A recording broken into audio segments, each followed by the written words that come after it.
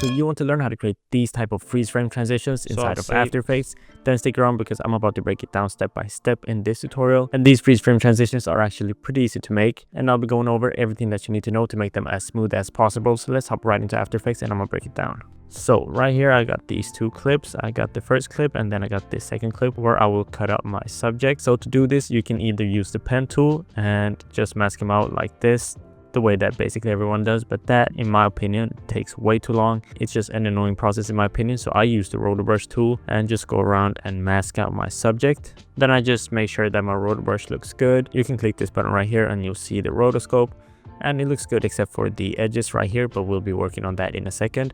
So I'll close out this tab right here and search up the refine soft matte effect, and I'll apply this just to smoothen out the edges of my mask a little bit. So I'll drag down the additional edge radius to around 3 or 4, and then I'll turn up the feather to somewhere around 6 or 7, something like that. So now we got this going on and it's looking decent, probably the same result you would get with the pen tool. So now all that I got to do is pre-compose this and move all attributes into new composition and then freeze frame this layer.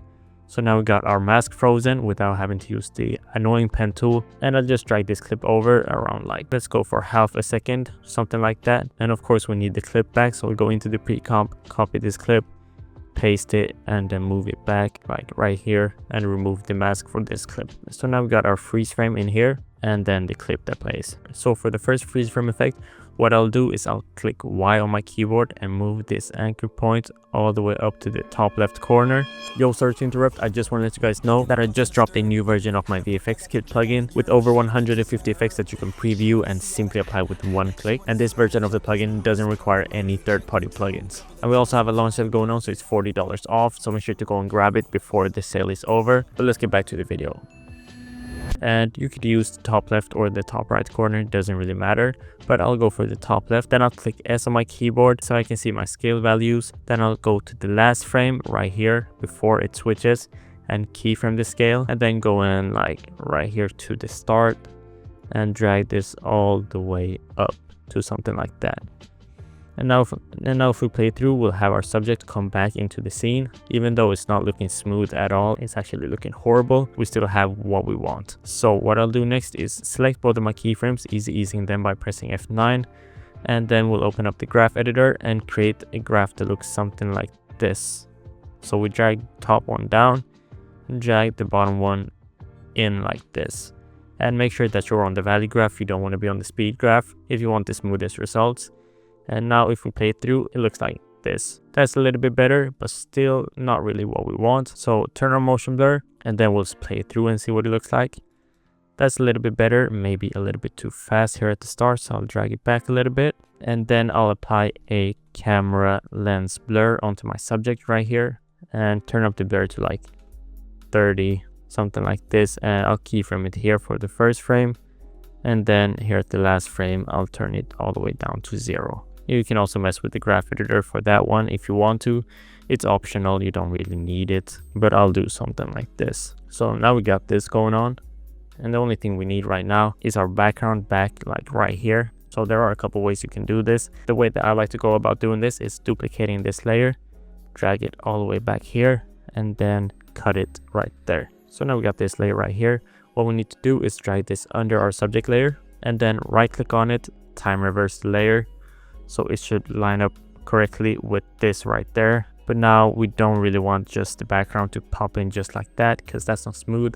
So what we do instead is keyframe the scale here at the end, and then like right around here when the subject starts to come in, we click on this link icon right here, and then I'll drag down this value right here all the way down to 0. So it will come in like this. And then all that's left to do is turn on motion blur, ease these keyframes, and we'll play it through and see if we need to mess with the graph editor. That's looking good. We have some good results right there, but we can mess with the graph editor just a tiny bit and drag this one up like that. But other than that, it's looking really great and really smooth. That's a good result. And if you want something like a shake right here, go ahead and add that. I'll be using my own plugin VFX Kit, which has over 150 effects inside of it and doesn't require any third-party plugins. See, we have rotor effects, shakes, transitions, grunge effects, hits, speed ramps, and CRT. More info will be linked in the description if you want to check out all of the effects inside of it and stuff like that.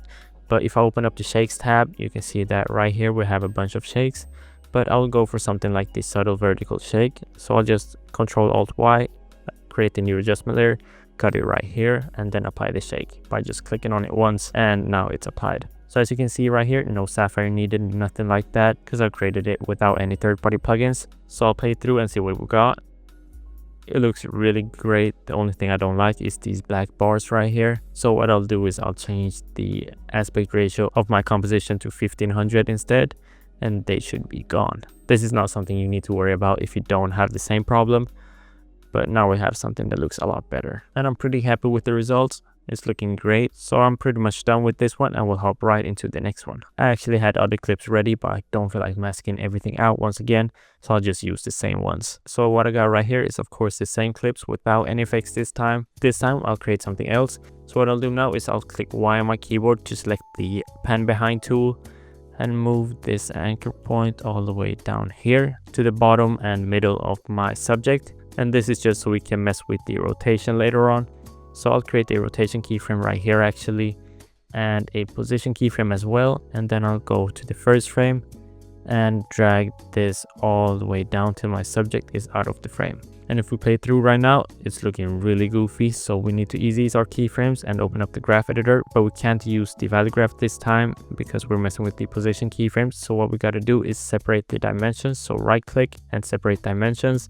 Then ease the keyframes and we'll create a graph that looks something like this. So fast in the beginning and then slows down, and it's looking really smooth so far.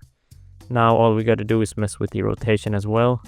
So I'll drag the rotation to something like -90, something like that, and ease those keyframes. And I'll go for something like this for the rotation. So now you have your subject popping in like right there. And we can actually drag the position keyframe a little bit more, drag it out a little bit like this. And then what we got to do is get the background back in place. So this time I'll drag my background back, but I'll freeze frame it this time right there. And there are a bunch of cool ways you can make your background pop back in.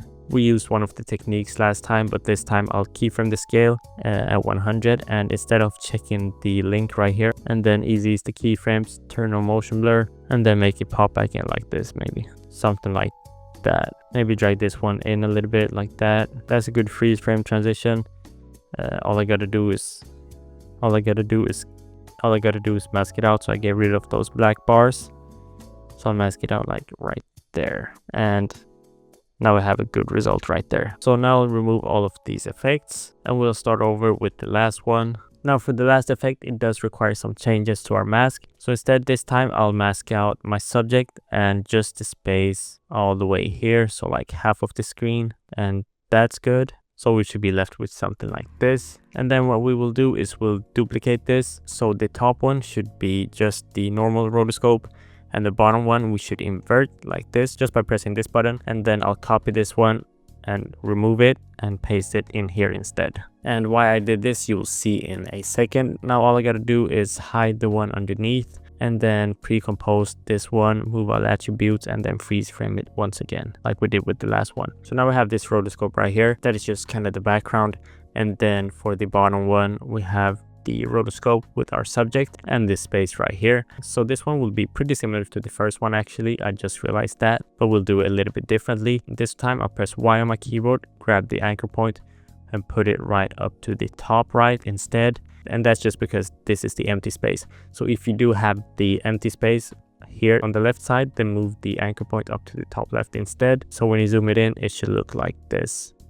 So you can get your subject completely out of the frame. And now I'll ease my keyframes and do something like this for the graph editor. So it should go fast in the beginning and then slow down. That way it will look the smoothest. That's just my personal opinion. So now we have this zoom out going on, and then like right here when our subject is starting to pop back in place, I'll unhide this layer and I'll be cutting it so it comes in right here. Keyframe the opacity by pressing T on my keyboard. Move this keyframe of 100% out to the last frame, and then you can drag the opacity down. So the opacity should only go back up to 100 when the subject comes back in. So now you have something like this, where the first half comes in right there and the second half comes in with the opacity. And I'll be easy using those keyframes and move them a little bit back like that, and that's good. You can also add on a camera lens blur to your subject that comes in right here and drag it up to like 20. So easy right here, drag it back to the last frame, and here I'll turn it down to 0. You can create so many different variations with these. If you don't really like the opacity, you could just skip the opacity keyframes and instead go for a position keyframe, and move it out of frame like right here, and leave a keyframe of the original position right here at the last frame, and then easy those keyframes, and of course separate the dimensions and easy them once again, and then open the graph editor and do something like this, so they kind of meet like that. That's also a pretty cool transition, but that's also the last one. So I hope you enjoyed. If you did, feel free to leave a like and subscribe, and like I said, the VFX kit will be linked in the description if you want to go and check it out, to grab 150 crazy effects that you simply apply with one click. And it's just one of the best plugins out there in my opinion, especially for people with no third-party plugins, who doesn't have Sapphire, Universe and all of that stuff. Then the VFX kit is really essential, and it also helps support this channel so I can keep making content like this and don't have to get a 9 to 5. But now I'm playing. Hope you enjoyed. See you in the next one, and peace out.